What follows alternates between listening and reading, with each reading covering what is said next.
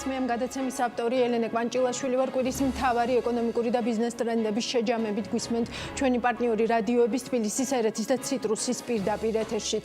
ონლაინ საცხების გამცემი მიკროსაფინანსო ორგანიზაცია ვივუსი იხურება ამის შესახებ საკანონმდებლო მაცნეზე.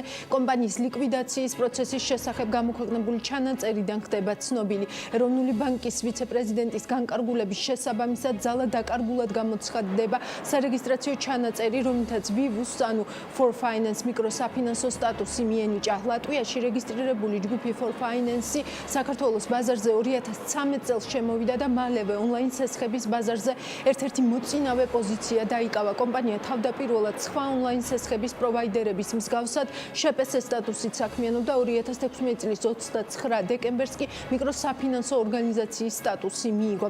ფინანსური ანგარიშგების მიხედვით 2016 წელს ვივუსის შემოსავალი თითქმის 82 მილიონი ლარი, ხოლო წმინდა მოგება თითქმის 41 მილიონი ლარი იყო. 2017 წელს კომპანიის შემოსავალი დაახლოებით 31 მილიონ ლარამდე შემცირდა, ხოლო წმინდა მოგება კი დაახლოებით 5 მილიონი ლარის ზარალით შეიცვალა. კომპანიას ზარალი ჰქონდა 2018 წელსაც და ის დაახლოებით 20 მილიონ ლარს შეადგენდა, ხოლო მისი შემოსავალი 29 მილიონი ლარი იყო. ზარალიანი იყო 2019 წელს, როდესაც ვივუსის შემოსავალმა დაახლოებით 4 მილიონი ლარი, ხოლო წმინდა ზარალმა 6 მილიონი ლარი შეადგინა. დღეს საქართველოს ბაზარზე 42 მიკროსაფინანსო ორგანიზაცია საქმიანობს. ბოლო 1 წლის განმავლობაში 20 მიკროსაფინანსო ორგანიზაციის ლიკვიდაცია დაიწყო. თემა ელენე გოგბერაშვილმა მოიკვლია და სწორედ ის დამეხმარება ერთად შევაჯამოთ მნიშვნელოვანი ბიზნეს ტრენდი ანალიტიკაში. ელენე, გამარჯობა, რას უკავშირდება ბაზარზე ცვლილებები და რა არის ახალი ამ ტენდენციასთან მიმართებით? ელენე, ბაზარზე ცვლილებები ძირითადად იმ რეგულაციებს უკავშირდება, რომელთა დანერგვაც ქვეყანაში პასუხისმგებლიანი დაკრედიტების სისტემის ფარგლებში მოხდა. როგორც გვახსოვს, 2017 წელს სესხის პროცენტის მაქსიმალური განაკვეთი 100%-ით განისაზღვრა, რაც მაშინ ონლაინ სესხების ეგრეთ წოდებული საბაზრო განაკვეთზე რამდენჯერმე დაბალი იყო. 2018 წელს კი საპროცენტო განაკვეთის ჭერი 50%-ით განისაზღვრა. შედეგად მივიღეთ ის, რომ ბოლო 1 წლის განმავლობაში ძირითადად ბაზარი იმ ონლაინ გამსესხებელ დატოვეს, რომელთა ბიზნეს მოდელი ვერ მოდიოდა თანხმედრაში რეგულაციით გათვალისწინებულ წესებთან. ბოლო ფაქტიც ვივუსის დახურვა მიკროსაფინანსო სექტორის წარმომადგენლების შეფასებით სწორედ სების რეგულაციებს უკავშირდება. დიახ, კომპანიები, რომელიც დაიხურნენ და ახლა ლიკვიდაციის პროცესში არიან, ძირითადში არიან ეგრეთ წოდებული ონლაინ გამსესხებლები, ხო?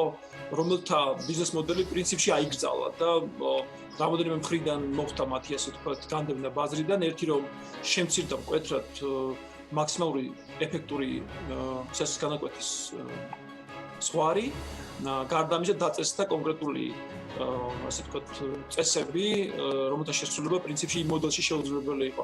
ამიტომაც ეს კომპანიები, რომლებიც ვერ აკმაყოფილებდნენ ამ პირობებს, ბაზრიდან გავიდნენ. რაც მოსალოდნელი იყო, ეს პროცესი შაშანი დაიწყო და წელს უბრალოდ გრძელდება. ამიტომ გარკვეული თქვა ზარალებიც აქედან შეიძლება იყოს სექტორის კუთხით. ბევრი ორგანიზაციის ბიზნეს მოდელი ვერ მოვიდა შესაბამისობაში ამ რეგულაციებთან. ანუ ეს რეგულაციის არსი პირველ რიგში მდგომარეობდა იმაში, რომ მაქსიმალურად შეზღუდული იყო ეგრეთ წოდებული უპასუხისმგებლო დაკრედიტება, რასაც ჰქონდა სამწუხაროდ ადგილი. ყოველგვარი შეფასების გარეშე პირველ რიგში ეს ეხებოდა ზუსტად ეს ონლაინ გამსესხებლებს, რომლებიც ყოველგვარი ანალიზის გარეშე ხშირ შემთხვევაში საკრედიტო ბიუროს მონაცემებსაც არ იყენებდნენ, ისე გასცემდნენ სესხებს. ანუ მოდელი მდგომარეობდა შემდეგში, ანუ ფაქტიურად არ ჰქონდა საოპერაციო ხარჯები და მაღალი რისკის ფარსად გასცემდნენ სესხებს, რაც კომპენსირებული იყო ასევე ძალიან მაღალი საპროცენტო განაკვეთები. ხშირ შემთხვევაში ეფექტური საპროცენტო განაკვეთი ადიოდა 300%-მდეც კი. ის რაც ეროვნული ბანკის რეგულაციების შედეგად მივიღეთ, ნათლად ასახავს ინფოგრაფიკა, რომელსაც მაყურებელი ეკრანზე ხედავს. ონლაინ სესხების მთლიანი პორტფელი 2020 წლის პირველი კვარტლის მდგომარეობით 25 მილიონ ლარს შეადგენს. 2018 წლის ანალოგიურ პერიოდში ეს მაჩვენებელი გაცილებით დიდი 165 მილიონი ლარი იყო. კი, ელენე, ბოდიში რომ გაწყვეტინებ, სანამ განაგრძობ, უბრალოდ ამ რეალობას უკვე დაემატა პანდემიაც. ხო, თუ შეგვიძლია, თქვათ დაახლოებით რამხელა შეიძლება იყოს უკვე ეს გავლენა დადგინა ამ სექტორზე. ელენე, მიკროსაფინანსო ორგანიზაციების წმინდა აქტივობის მოცულობა გასული წლის მდგომარეობით 1,378 მილიონს შეადგენდა. კოვიდის ფონზე სექტორის პესიმისტური გათვლებით მისოები წელს 2019 წელთან შედარებით პორტფელის 10%-იან კლებას პროგნოზირებენ. მათი გათვლებით გაიზრდება ვადაგადაცილებული სასესხო პორტფელიც და ზრდა არც თუ ისე ცოტა იქნება 60%. პროგნოზი არის უარყოფითი კაპიტალის შემცირება და ეროზია მოხდება არამედ კრისტალის არა ყველა ბიზნეს ინსტიტუტის შემთხვევაში.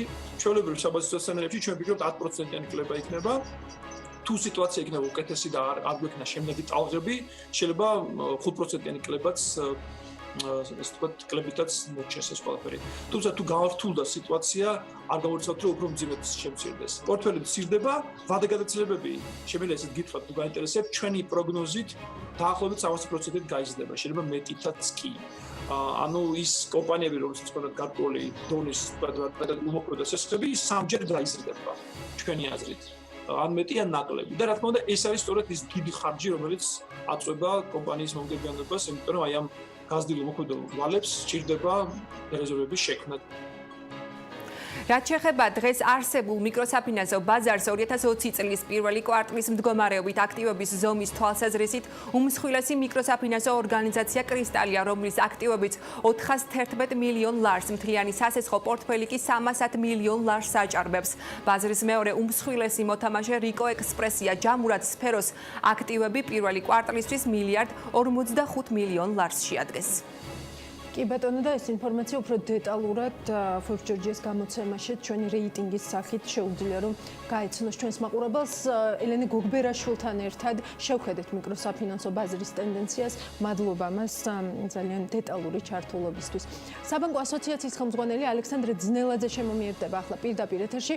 ძალიან ბევრი კითხვა შემოგვდის თემაზე, თუ როდის ელოდებიან ბანკები მთავრობის მიერ დეველოპერული სექტორის ხელშეწყობის ანტიკრიზისული გეგმის ფარგლებში დაანონსებული იპოთეკური სასხების სუბსიდირების ასამოქმედებლად მთავრობის დადგენილებას. პრემიერ-მინისტრმა გიორგი გახარემ უძრავი ქონების მხარდაჭერის პროგრამა 28 მაისს წარადგინა.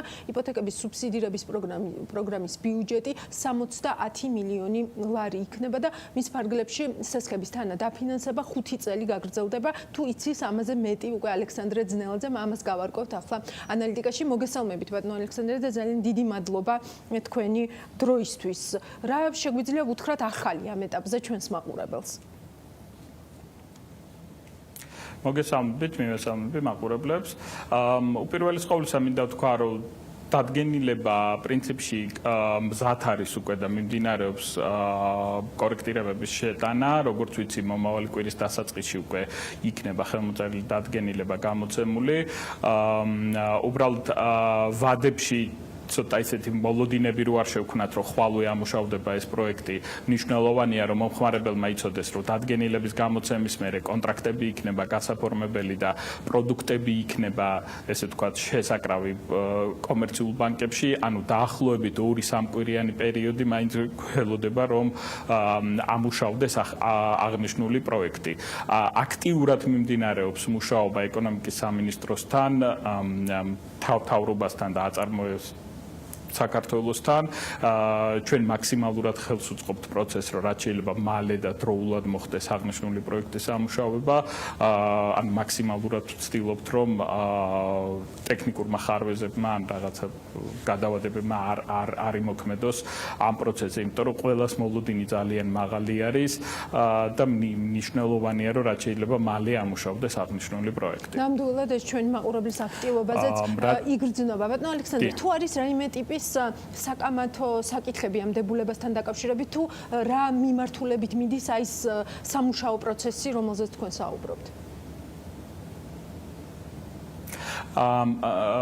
იცით რა არის საკამათო საკითხები პრინციპში არაფერი არ არის ძალიან პროექტი თვითონ თავისი შინაარსით ძალიან მნიშვნელოვანია და მნიშვნელოვანი სექტორს ეხება, რომელიც რეალურად უძრავი ქონების ბაზრის мотиваციას და სტიმულირებას ისახავს მიზნად და მნიშვნელოვანია და ძალიან დიდი იმედი გვაქვს, რომ მაქსიმალურად შეამცირებს ზიანს აღნიშნული პროცესი უძრავი ქონების ფასის მერყეობაზე, როგორც წინა კრიზისებიდან ვიცით, ერთ-ერთი პირველი, ვინც ესე ვთქვათ, დარტყმას იღებს კრიზისის დროს, ეს არის უძრავი ქონების ფასი და მნიშვნელოვანია, რომ მინიმიზირებული იყოს, თქვათ, ეს მერყეობა დღეის მდგომარეობით.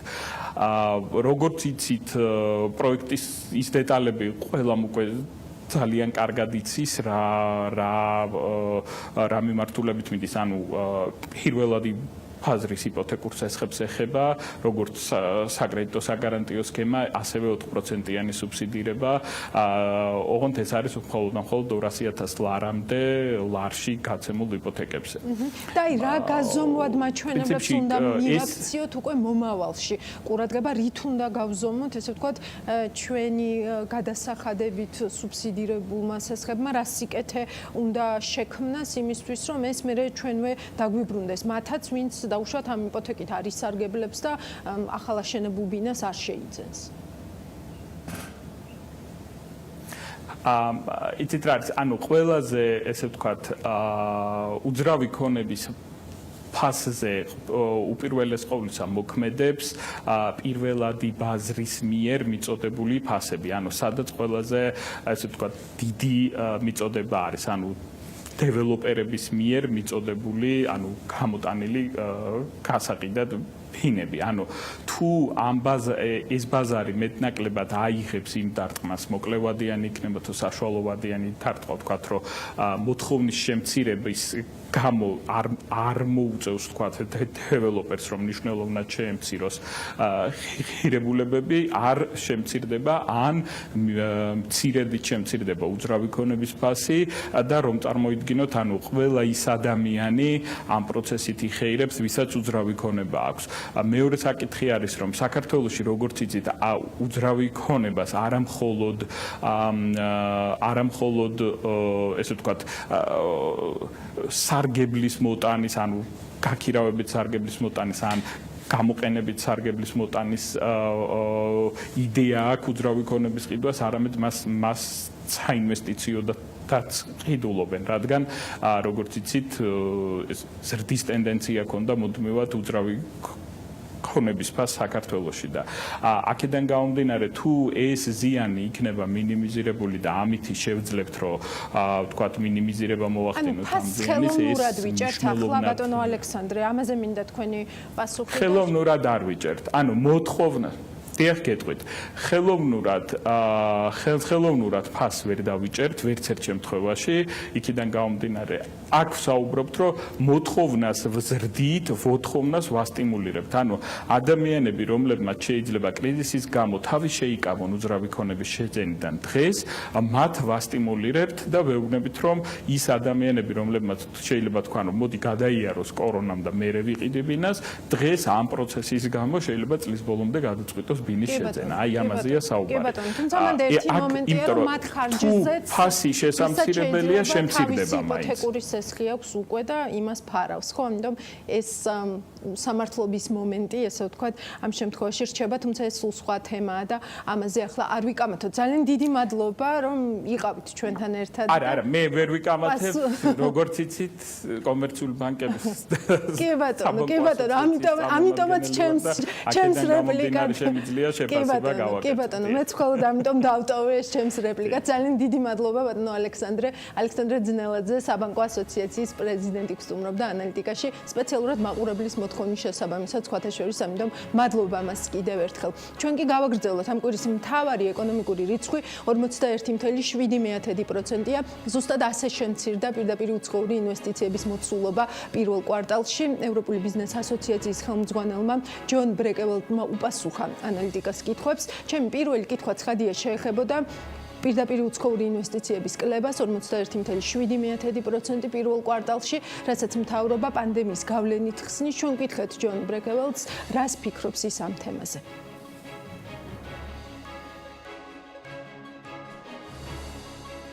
უკვე წლებია ეს რიცხვები საკმაოდ პრობლემურია. თუ შევხედავთ, საიდან შემოდის ამ ქვეყანაში ინვესტიციები.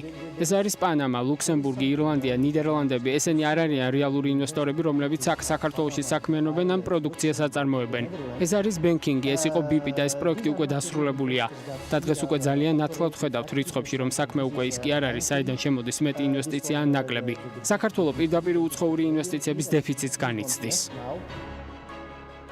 ასევე დავინტერესდი რა მიაჩნია ევროპული ბიზნეს ასოციაციის ხელმძღვანელს რა არის საქართველოში პირდაპირი უცხოური ინვესტიციების შიმშილის მიზეზი. მიმაჩნია, რომ მიზეზი საკმაოდ მარტივია. შეიძლება გქონდეს ორი ტიპის ინვესტიცია: მსხვილი ინვესტორებისგან 50-100 მილიონი ევროს ოდენობის ინვესტიციები. ასეთი ტიპის ადამიანებს მთავრობისგან დიდი მოტივაციის შექმნა სჭირდებათ, მთავრობასთან პირდაპირი კომუნიკაცია სჭირდებათ. და ყველაზე მთავარი საკითხი, რასაც მე ვხედავ ამ ტიპის ინვესტიციებთან მიმართებით ბაზრის ზომაა.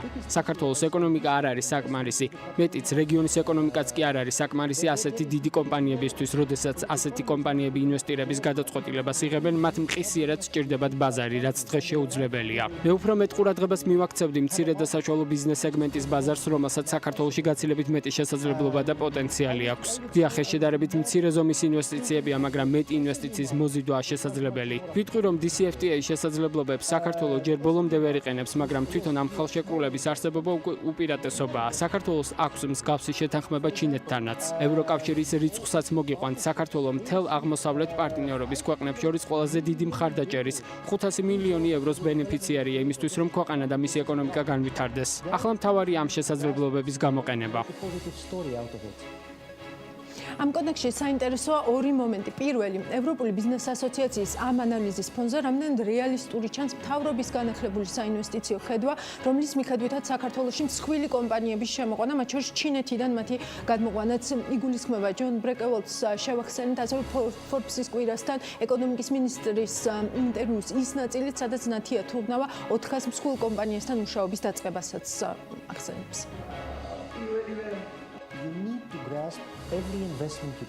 საქართველოს დღეს ჭირდება ნებისმიერი ტიპის ინვესტიცია და მთავრობამ ყოველასთან უნდა იმუშაოს. 400 კომპანიასთან საუბარი ნიშნავს, რომ 5 შეიძლება დაითანხმა, მაგრამ სულ მცირე ეს 5 ინვესტორი მაინც გეყოლება.